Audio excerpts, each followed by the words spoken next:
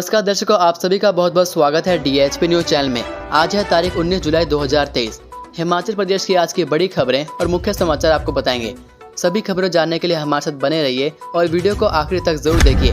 चलिए शुरुआत करते हैं और जानते हैं प्रदेश के मुख्य समाचार। रेस्टोरेंट में फटा सिलेंडर, हुआ जोरदार धमाका, एक स्वर्ग सितारा 7 झुलसे। हिमाचल में हादसों का दौर जारी है। ताजा मामला हिमाचल की राजधानी शिमला के मॉल रोड में हुआ है। यहाँ एक रेस्टोरेंट में एक LPG सिलेंडर फट गया, जिसके धमाके से एक व्यक्ति की मौत हो गई, जबकि 7 अन्य घायल हो गए। सिलेंडर फटने का धमाका इतना जोरदार था कि पूरा मॉल रोड सहम गया और अफरा तफरी मच गई। मिली जानकारी के अनुसार शिमला के ऐतिहासिक मॉल रोड के पास मिडल बाजार में एक रेस्टोरेंट में सिलेंडर फट गया, जिससे पूरे क्षेत्र में हड़कंप मच गया। घटना मंगलवार शाम करीब 7 बजे के आसपास की है। यह रेस्टोरेंट हिमाचल रसोई के नाम से है। रेस्टोरेंट में सिलेंडर कैसे फटा, अभी तक इसका खुलासा नहीं हुआ। बताया जा रहा है कि रेस्टोरेंट में सिलेंडर फटने से पूरा रेस्टोरेंट तबाह हो गया है। इस हादसे में एक व्यक्ति की मौत हो गई, जबकि 7 लोग गंभीर रूप से झुलस गए। घायलों को IGMC में भर्ती करवाया गया है, जहां उनका इलाज चल रहा है। यह हादसा मॉल रोड स्थित पुलिस कंट्रोल रूम के पास ही हुआ है। आपको बता दें कि सिलेंडर फटने का धमाका इतना जोरदार था कि रेस्टोरेंट के आसपास के 2 शोरूम भी इस धमाके से क्षतिग्रस्त हो गए। ब्लास्ट के बाद मॉल रोड और मिडिल बाजार पर अफरा तफरी फैल गई और लोग जान बचाने के लिए इधर उधर भागने लगे। इस हादसे में घायल हुए लोगों से कुछ की हालत गंभीर बताई जा रही है। मिनी पंजाब बल के जयराम टमाटर बेचकर बने करोड़पति, अब नया ट्रैक्टर लेंगे। मिनी पंजाब बल के जयराम सैनी इस सीजन में टमाटर बेचकर करोड़पति बन गए हैं। उन्होंने 8,300 क्रेट टमाटर बेचकर यह लाभ कमाया है। देश भर में टमाटर की कीमतें आसमान छू रही हैं। ऐसे में किसान ने खूब लाभ कमाया। उन्होंने इस बार पिछले सीजन से भी 2 गुना लाभ कम क्रेट बेचकर कमाया है। वह ढावण के रहने वाले हैं। उन्होंने कहा कि इस बार टमाटर के दाम इतने अधिक मिले हैं कि वह करोड़पति बन गए। जयराम सैनी ने बताया कि पिछले साल उन्होंने 10,000 क्रेट टमाटर बेचे थे। इससे उन्हें 55 लाख रुपए की आमदनी हुई थी, जबकि इस बार मात्र 8300 क्रेट बेचकर ही उनका मुनाफा डबल हो गया और करीब 1 करोड़ 10 लाख रुपए की राशि उन्होंने हासिल की है। जयराम सैनी ने कहा कि अगर मौसम की बेरुखी नहीं होती तो वह इससे अधिक भी मुनाफा कमा सकते थे। उन्होंने कहा कि 60 बीघा जमीन पर टमाटर की खेती की थी। इसके लिए 1.5 किलो बीज बोया था। अब तक 8,300 क्रेट बेच चुके हैं। अभी 500 क्रेट उनके पास है। उन्होंने कहा कि टमाटर को बीमारी न लगी होती तो वह 12,000 क्रेट बेचते, मगर बारिश के चलते काफी फसल खराब हो गई। वह टमाटर के अलावा अन्य सब्जियां भी उगाते हैं। उनका इस क्षेत्र में 50 साल का तजुर्बा है। बीज, खाद और कीटनाशक की उन्हें अच्छी जानकारी है।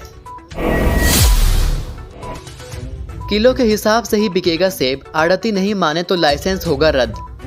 रात 2 बजे तक मंडी खुली रखनी पड़ी तो रहेगी। पूरा प्रशासनिक अमला मंडियों में खड़ा रहेगा। जरूरत पड़ी तो निगरानी के लिए बटालियन लगाएंगे, पर सेब तोलकर ही बिकेगा। बागवानी मंत्री जगत सिंह नेगी ने मंगलवार को बागवानों और आड़तियों के प्रतिनिधियों के साथ बैठक के दौरान साफ किया कि किसी भी सूरत में सरकार यह फैसला वापस नहीं लेगी।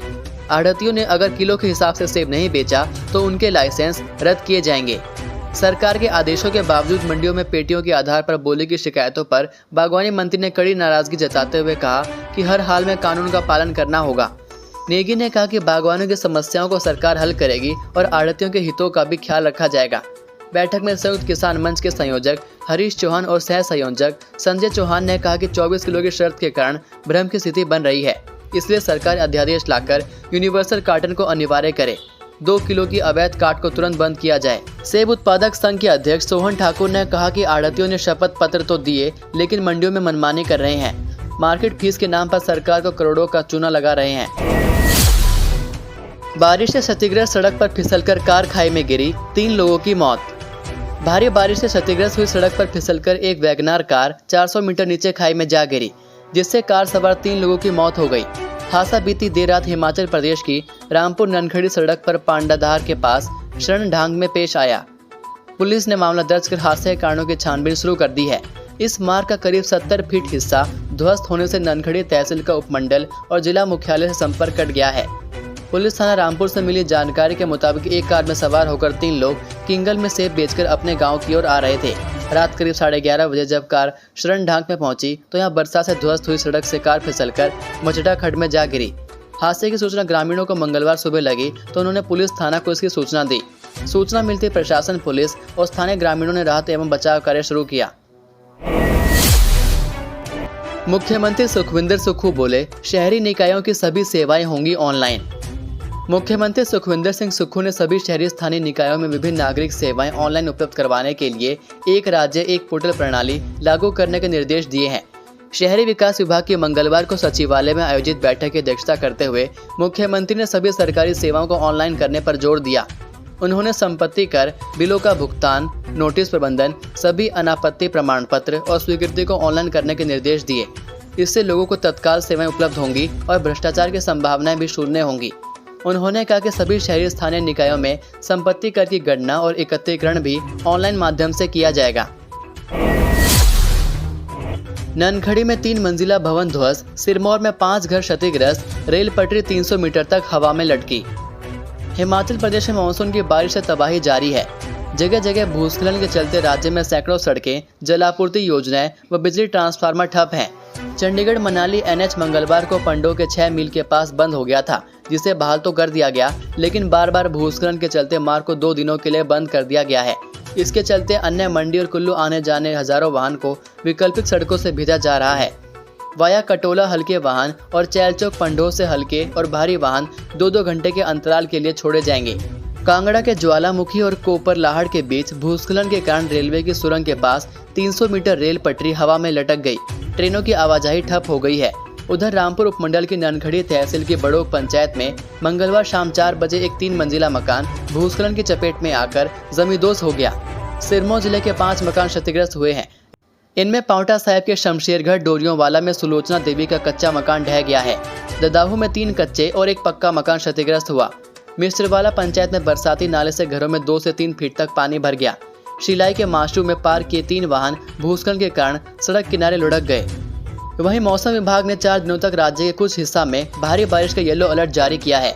मौसम विज्ञान केंद्र शिमला के अनुसार मैदानी, मध्य व उच्च पूर्वोत्तर जिलों के कई भागों में 18, 19, 21 व 22 जुलाई तक भारी बारिश का येलो अलर्ट है। राज्य में 24 जुलाई तक बारिश का सिलसिला जारी रह सकता है।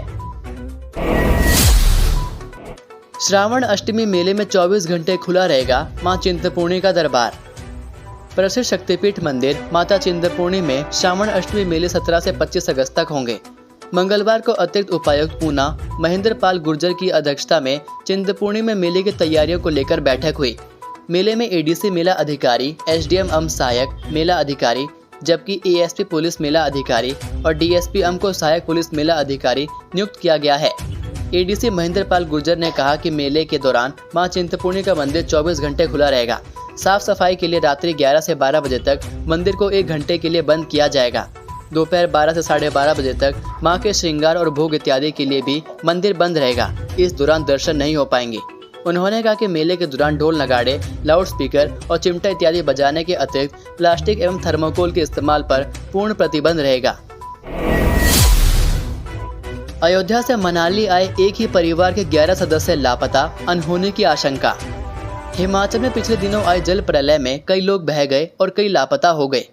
इसी बीच अयोध्या के कुमारगंज के पिठला गांव से मेहनत मजदूरी करने हिमाचल के मनाली आए एक परिवार के 11 सदस्य लापता हैं।